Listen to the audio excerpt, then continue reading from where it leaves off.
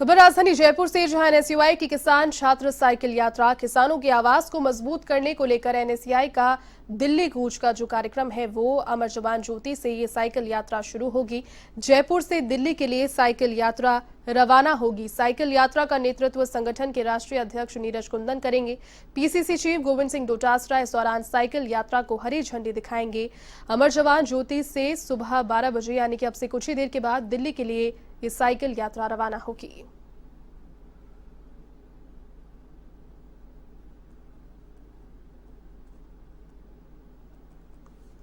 तो अमर जवान ज्योति से शुरू होगी किसान छात्र साइकिल यात्रा। एनएसयूआई की ओर से प्रदेश में लगातार यहां पर कृषि कानूनों का विरोध किया जा रहा है। एक और विरोध का ये जो स्वरूप है वो देखने को मिलेगा। अमर जवान ज्योति से एनएसयूआई की किसान छात्र साइकिल यात्रा शुरू होगी। पीसीसी चीफ गोविंद सिंह डोटासरा हरी झंडी दिखाकर साइकिल यात्रा को रवाना करेंगे। इसके बाद दिल्ली कूच के लिए जो साइकिल यात्रा है वो निकलेगी। अब से कुछ ही देर के अंदर जो साइकिल यात्रा है उसे हरी झंडी दिखाएंगे गोविंद सिंह डोटासरा।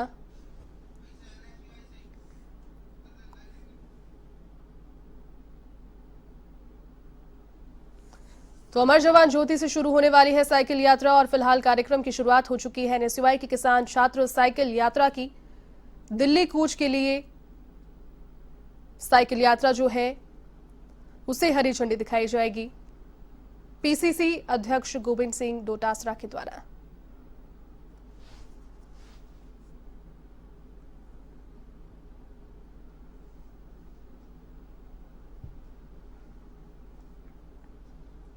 तो किसानों की आवाज को मजबूत करने के उद्देश्य को लेकर एनएसयूआई का दिल्ली कूच रहेगा। साइकिल के द्वारा एनएसयूआई की किसान छात्र साइकिल यात्रा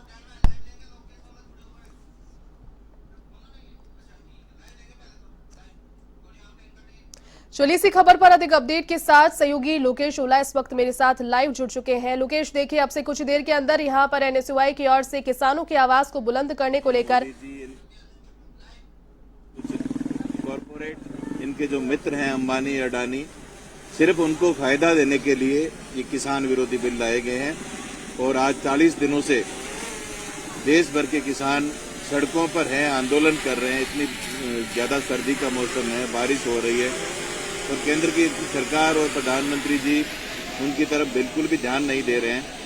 तो कांग्रेस पार्टी, हमारे नेता राहुल गांधी जी, सोनिया गांधी जी, अशोक गहलोत जी, गोविंद डोटासरा जी, सभी लोग इन कानूनों के खिलाफ लगातार आमजन के बीच में जा रहे हैं और ये मांग भी की जा रही है। पूरे कांग्रेस का एक एक कार्यकर्ता ये मांग कर रहा है कि जो किसानों की जो मांग है ये जायज है और केंद्र सरकार को इसमें बिल्कुल भी समय नहीं लगाना चाहिए और तत्काल इन तीनों ही काले कानूनों को वापस लेना चाहिए।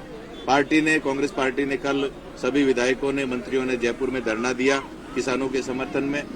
आज एनएसयूआई, राजस्थान एनएसयूआई के द्वारा ये जो साइकिल रैली है, जो दिल्ली की तरफ हमारे हजारों छात्र हैं राजस्थान के एनएसयूआई के कार्यकर्ता, वो किसानों के पक्ष में साइकिलें लेकर के दिल्ली की तरफ रवाना हो रहे हैं। और ये किसानों की जायज मांग जो है, किसानों के खिलाफ जो काला कानून केंद्र सरकार लाई है उसको वापस लेने की मांग को लेकर ये सभी छात्र, वो पूरी एनएसयूआई हमारे प्रदेश अध्यक्ष अभिषेक चौधरी जी के नेतृत्व में आज रवाना होगी।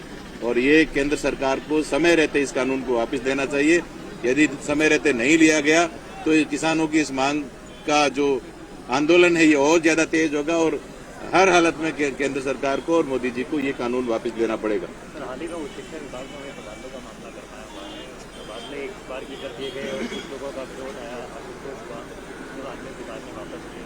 क्या कहना? देखिए, तबादलों का कोई विशेष विरोध नहीं है और जब भी स्थानांतरण खुलते हैं तो तबादले हर विभाग में होते रहते हैं और एक सतत प्रक्रिया है।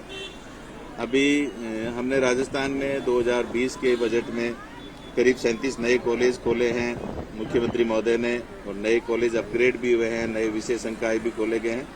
तो बहुत सारी कॉलेजेस में पद हम भर नहीं पाए थे, कई पद ज्यादा खाली रह गए थे। तो इस वजह से इस सूची को एक बार रोका गया है, लेकिन जल्दी ही 1-2 दिन में ही ये सूची जारी कर दी जाएगी और तमाम जो जनहित में, छात्र हित में और हमारे विद्यार्थियों के हित में जो तबादले किए गए हैं, शिक्षकों की जो परिवेदना आई है उसको भी ध्यान में रखा गया है और निश्चित रूप से सही तबादले किए जाएंगे और हमारे प्रदेश में शैक्षणिक व्यवस्था ठीक हो, इसी सोच के साथ हम पदस्थापन कर रहे हैं। हमारे पास शिक्षकों की थोड़ी कमी है, हालांकि हमने भर्ती भी निकाली है।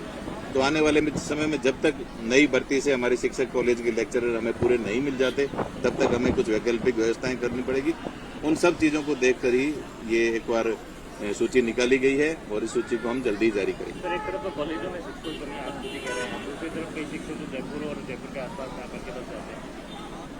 किस तरह से देखिए, हर शिक्षक, हर कर्मचारी ये चाहते ही हैं कि वो अपने गांव के, अपने घर के नजदीक रहें। उनका सोचना भी सही है, लेकिन हमें विद्यार्थियों का हित भी देखना है। तो जितना हम एडजस्ट कर सकते हैं हम कर रहे हैं, लेकिन जयपुर प्रदेश की राजधानी है या बड़े शहरों की तरफ शिक्षक हो या कोई भी कर्मचारी वर्ग हो, उनका हमेशा रुझान रहता है। लेकिन हमने जो भी तबादले किए हैं, चाहे हमने दूर भी डूंगरपुर, बांसवाड़ा, टीएस भी, हमें शिक्षा का प्रसार अच्छे से करना है वहाँ के विद्यार्थियों की, क्योंकि गांव में मुख्यमंत्री जी ने बहुत सारे, तो निश्चित रूप गाँव में भी उच्च शिक्षा को बढ़ावा देना है। शहरों में पहले से शिक्षा की, एजुकेशन की व्यवस्थाएं ठीक है, यहाँ बहुत सारे संस्थान है, यूनिवर्सिटीज है। तो ग्रामीण शिक्षा को बढ़ावा देना हमारी सरकार का एजेंडा है, हमारा ध्येय है। हमारे मुख्यमंत्री महोदय चाहते हैं कि ग्रामीण क्षेत्र में बालिका शिक्षा को और ग्रामीण शिक्षा को बढ़ावा मिले। उस सोच के साथ ये एक साथ 87 कॉलेज खोलेंगे और इन कॉलेजेज में जब तक हमें नए शिक्षक नहीं मिलते हैं तो हम एक बार कार्य व्यवस्था लगा करके या एक वैकल्पिक व्यवस्था करके इन कॉलेजेज को हम शुरू करेंगे। 2 साल में 80 कॉलेज नए खोले गए और ये बड़ी उपलब्धि है, लेकिन बीजेपी का ये कहना है कि जिससे आप उपलब्धि मान रहे हैं वो वाकई में बहुत बड़ी कमी है। शिक्षक जो भी अगर उससे पहले कॉलेज खोलते हैं, कैसे पढ़ाई होगी और केवल आर्ट्स चला करके उसमें खाना पूर्ति हो रही है। देखिए, ऐसा नहीं है। कॉलेज चाहे कोई भी सरकार रही हो, कुछ कॉलेज हमेशा खुलते रहे, लेकिन कांग्रेस पार्टी ने, मुख्यमंत्री जी ने ये कहा भी था सरकार बनने के बाद कि हम उपखंड स्तर तक, तहसील स्तर तक उच्च शिक्षा को लेकर के जाएंगे। आज गांव का मजदूर का बच्चा गरीब नहीं पढ़ सकता, तो कॉलेज खोले हैं। तो बिल्डिंग्स हमने वहाँ बाकायदा अच्छी बिल्डिंग्स हमने वहाँ ली है। कहीं ऐसा कोई भी कॉलेज नहीं है जो 1-2 कमरे में चल रहा हो। बहुत हमने बिल्डिंग्स ली है वहाँ के जो प्रशासन है उसके माध्यम से, और नए कॉलेजेस की बिल्डिंग के लिए हम जिला कलेक्टर को भी लिखा है। तो आने वाले समय में नई बिल्डिंग्स भी, वित्तीय प्रावधान भी किए जाएंगे। और शिक्षकों की भर्ती हमने 920 पदों की निकाली है और जो फरवरी मार्च में 2021 का जो बजट आएगा तो उसमें 1500 पदों का हमारा ये प्रयास है कि कम से कम 1500 पदों की और भर्ती हम निकालें। तो कोई संस्थान या कोई भी ऐसी संस्थान जब नई खोली जाती है तो निश्चित रूप से शुरुआत में कुछ संसाधनों की कमी होती है। उस कमी को हमने पूरा करने के लिए जिला स्तर पर हमारे जो शिक्षक हैं, जिले के जो बड़े कॉलेजेस हैं उसमें ज्यादा शिक्षक हैं किसी भी विषय के, तो उनमें से कुछ शिक्षकों को तहसील स्तर पर और उपखंड स्तर पर हमने जो नए कॉलेज खोले हैं वहाँ लगा विद्यार्थियों का हम सिलेबस भी पूरा कराएंगे और किसी भी तरीके से विद्यार्थियों को नुकसान नहीं होने देंगे। कॉलेज और कोचिंग को खोलने को लेकर क्या कोई प्रस्ताव अभी तक मुख्यमंत्री जी ने सौंपा है? देखिए, कोरोना की वजह से ये कॉलेज, यूनिवर्सिटीज, स्कूल सारे बंद हुए। देश के तमाम हर व्यक्ति उससे प्रभावित हुआ। अब जैसे जैसे धीरे धीरे कोरोना की परिस्थितियां सामान्य हो रही है तो भारत सरकार की हमारी गाइडलाइन और विशेषकर राजस्थान सरकार की जो गृह मंत्रालय की जो गाइडलाइन आएगी उसमें जैसे ही हमें निर्देश मिलेंगे कॉलेज स्कूल खोलने के तो कॉलेज और स्कूल खोले जाएंगे। और विद्यार्थियों का स्वास्थ्य और विद्यार्थियों की शिक्षा दोनों हमारे लिए जरूरी है। तो मुख्यमंत्री महोदय का और राज्य सरकार का तमाम तरह का फीडबैक आने के बाद में वो निर्देश होंगे, उसके अनुसार हम निर्णय भी लेंगे। और विद्यार्थियों को ऑनलाइन हमने पूरा प्रयास किया है कि ऑनलाइन माध्यमों से हमारे स्टूडेंट्स को हमने जोड़ के रखा है और उनका जो सिलेबस है उसके अलग अलग माध्यम हमने बनाए। तो हम पूरा प्रयास कर रहे हैं कि विद्यार्थियों को एकेडमिक नुकसान नहीं हो।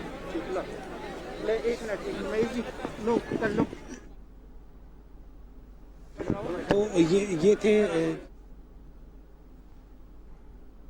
जो थे पहुंच चुके हैं और उन्होंने वार्ता की किसानों के हितों के लेकर या फिर जो अन्य मांगों को लेकर। हम तस्वीरों में कुछ और भी दिखाना चाहेंगे कि जिस तरह से आप तस्वीरों में देख सकते हैं कि जो एनएसए के जो कार्यकर्ता है वो यहाँ पर बड़ी संख्या में पहुंच चुके हैं साइकिलें लेके, और जो एनएसए की ओर से जो साइकिल यात्रा निकाली जा रही है उसमें बड़ी संख्या में जो युवा कार्यकर्ता है वो शामिल होने के लिए आ रहे हैं। इसी के साथ में आप तस्वीरों में साफ तौर से देख सकते हैं कि किस तरह से जो एनएसयूआई के जो कार्यकर्ता है वो यहाँ पर पहुंचे हैं। एनएसयूआई के जो राष्ट्रीय अध्यक्ष है नीरज कुंदन, उनके नेतृत्व में आज ये किसान जो छात्र जो हितों के लिए रैली है वो निकाली जा रही है।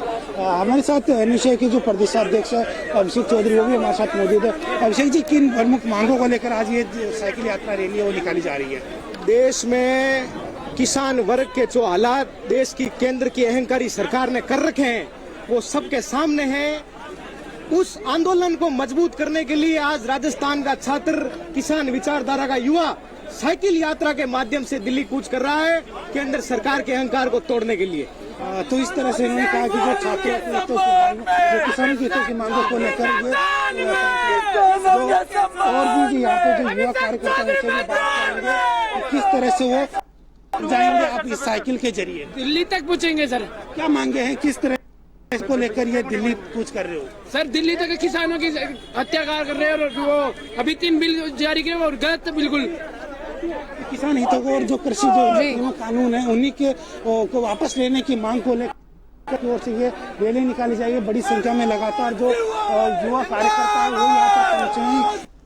यात्रा है इसके जरिए वो निकाली जा रही है और इसी के साथ यहाँ पर अमरजान कुछ ही देर बाद ये रैली रवाना होगी। इस दौरान जो प्रदेशाध्यक्ष गोविंद सिंह डोटासरा, अशोक चांदना, मंत्री अशोक चांदना, हरीश चौधरी, सुभाष गर्ग सहित कई कांग्रेस नेता है पहुंचेंगे और हरी झंडी दिखाकर इस रैली को रवाना करेंगे। लगातार बड़ी संख्या में जो कार्यकर्ता है वो पहुंच रहे हैं और इसी के साथ में जो सैकड़ों की तादाद में ये जो छात्र जो युवा जो छात्र हैं एनएसयूआई के कार्यकर्ता है वो दिल्ली कूच करेंगे। यहाँ से रवाना होंगे छात्र जो किसान निकाली जा रही है। जी लोकेश, इसके अलावा वहां पर कितना समय बताया जा रहा है? पीसीसी चीफ गोविंद सिंह डोटासरा वहां पहुंचेंगे, हरी झंडी के बाद में ये लोग रवाना होंगे। हालांकि यहां पर हर बॉर्डर पर जो है पुलिस प्रशासन तैनात है। हरियाणा बॉर्डर की अगर बात करें तो वहां पर हरियाणा पुलिस प्रशासन ने पूरी व्यवस्थाएं की है। किस रास्ते से पहुंचेंगे दिल्ली तक, किस प्रकार से कूच का जो प्लान है वो तैयार किया गया है इनके द्वारा?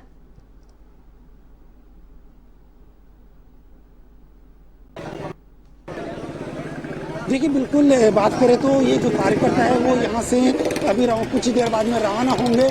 यहाँ से बेलोर तक जाएंगे। बेलोर में उनका शायद नाइट स्टे हो, उन्हीं का जो चांस है वो लग रहा है। उसके बाद में आगे शाहजहाँपुर बॉर्डर तक ये जाएंगे। हालांकि दिल्ली कूच का ये कार्यक्रम, लेकिन हरियाणा बॉर्डर पर जो हरियाणा पुलिस और जो केंद्र सरकार की ओर से जो नियम बनाए आगे वो कूच नहीं कर सकते, लेकिन हरियाणा बॉर्डर तक ये यहाँ से जाएंगे। वहाँ तक किसी तरह की इनको रोक टोक नहीं होगी। हालांकि आगे भी कोशिश करेंगे दिल्ली तक जाए, लेकिन यहाँ से शाहजहाँपुर बॉर्डर तक ये जाने की कोशिश पूरी कर रहे हैं। और कुछ ही देर बाद में ये जो लोकेश, साथ ही मैं आपसे जानना चाहूंगी फिलहाल कि आंदोलन को चलते हुए 40वां दिन आज बीत चुका है। देश भर में आंदोलन उग्र हो चला है। राजस्थान की अगर बात करें तो कांग्रेस की ओर से हर मोर्चे पर प्रदर्शन किया जा रहा है और किसानों की आवाज को बुलंद करेंगे ऐसी बात यहां पर लगातार की जा रही है। क्या कहा जा सकता है, चूंकि आज 8वें दौर की बातचीत है, 8वें दौर की बातचीत के बाद अगर कुछ हल निकलता है तो क्या ये आंदोलन शुरू रहेगा दिल्ली कूच का?